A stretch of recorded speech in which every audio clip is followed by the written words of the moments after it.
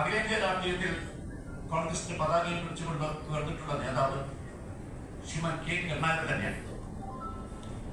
ആ കരുണാകരൻജി ഇന്ദിരാജി ജീവിച്ച കാലത്ത്, രാജീവ്ജി നാട് ഭരിച്ച കാലത്ത്, പി നരസിംഹറാവു പ്രധാനമന്ത്രിയായ കാലത്ത്, ഡോക്ടർ മൻമോഹൻ സിംഗ് പ്രധാനമന്ത്രിയായ കാലത്ത്, അന്നൊക്കെ തന്നെ ആ പ്രധാനമന്ത്രിമാർക്കും പാർട്ടി അധ്യക്ഷന്മാർക്കും ഒക്കെ തന്നെ അദ്ദേഹം നൽകിയിട്ടുള്ള ഉപദേശ നിർദ്ദേശങ്ങൾ, അതൊക്കെ തന്നെ ഞാൻ ഈ സന്ദർഭത്തിൽ വികാരത്തോടുകൂടി തന്നെയാണ് ഓർക്കുന്നത്. കാരണം ഈ സംഭവങ്ങൾക്കൊക്കെ തന്നെ ഞാനത് സാക്ഷിയായി. ഏതെല്ലാം ഘട്ടങ്ങളിൽ ലീഡറെ അവർക്ക് ഉപയോഗിക്കാൻ സാധിച്ചു എന്നതിനെ കുറിച്ച് ആരെക്കാളും നന്നായിട്ട് അടുത്തറിയാൻ സാധിച്ച വ്യക്തി എന്ന വിധത്തിലാണ് ഞാൻ ഇത്രയേറെ പറയുന്നത്.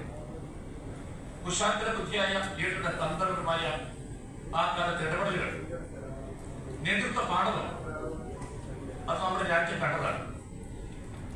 പ്രതിസന്ധികൾ മറികടക്കാൻ, അതുപോലെ തന്നെ വെല്ലുവിളികളെ അവസരമാക്കി മാറ്റാൻ ലീഡർ എന്ന നമ്മുടെ മഹാനായ ശ്രീമാൻ കെ കരുണാകരൻ അവർക്ക് അസാമാന്യമായ സിദ്ധിവിശേഷം ഉണ്ടായിരുന്നെന്ന് അദ്ദേഹത്തെ വിലയിരുത്തുന്ന എല്ലാവരും തന്നെ പറഞ്ഞിട്ടുണ്ട്.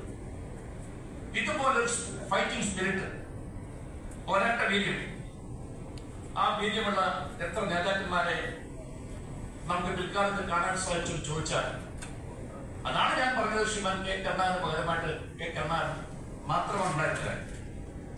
നിർവചനങ്ങൾ ഒതുങ്ങാത്ത വ്യക്തിത്വമായിരുന്നു അദ്ദേഹം. അതുകൊണ്ടാണ് ഞാൻ അദ്ദേഹത്തെ രാഷ്ട്രീയ വിസ്മയം എന്ന് വിശേഷിപ്പിക്കാൻ ആഗ്രഹിക്കുന്നത്. കഷ്ടപ്പാടുകളും പ്രയാസങ്ങളും നിറഞ്ഞ ബാല്യ കൗമാരങ്ങളായിരുന്നു ശ്രീമാൻ കെ കരുണാകരൻ. ഞാനുമായിട്ട് അദ്ദേഹത്തിന്റെ ബന്ധം തുടരുന്ന കാലത്ത് തന്നെ ആ കഥകളൊക്കെ തന്നെ എന്നോട് കൃത്യമായിട്ട് പറഞ്ഞിട്ടുണ്ട്. അദ്ദേഹത്തിന് ബിരുദമില്ല, ബിരുദാനന്തര ബിരുദമില്ല, പരിമിതമായ വിദ്യാഭ്യാസം മാത്രമേ ഉള്ളൂ. ജീവിതമെന്ന ഉന്നത വിദ്യാഭ്യാസ മേഖലയിൽ നിന്നാണ് ആ മഹാനായ മനുഷ്യൻ എല്ലാ വിദ്യയും കരസ്ഥമാക്കിയെന്ന് നമ്മൾ വിലയിരുത്തുമ്പോൾ ആ ജീവിതത്തിന്റെ സവിശേഷതയെ നമ്മളൊക്കെ തന്നെ പഠിക്കാൻ വേണ്ടി തയ്യാറാകണം. കുട്ടിക്കാലം മുതൽ ശ്രീമാൻ കെ കരുണാകരന്റെ ഭ്രമം എന്തായിരുന്നു? അതേ നിറങ്ങളോട് ഭ്രമമായിരുന്നു. ചിത്രകലയോട് അടങ്ങാത്ത അഭിനിവേശം ഉണ്ടായിരുന്നു അദ്ദേഹത്തിന്.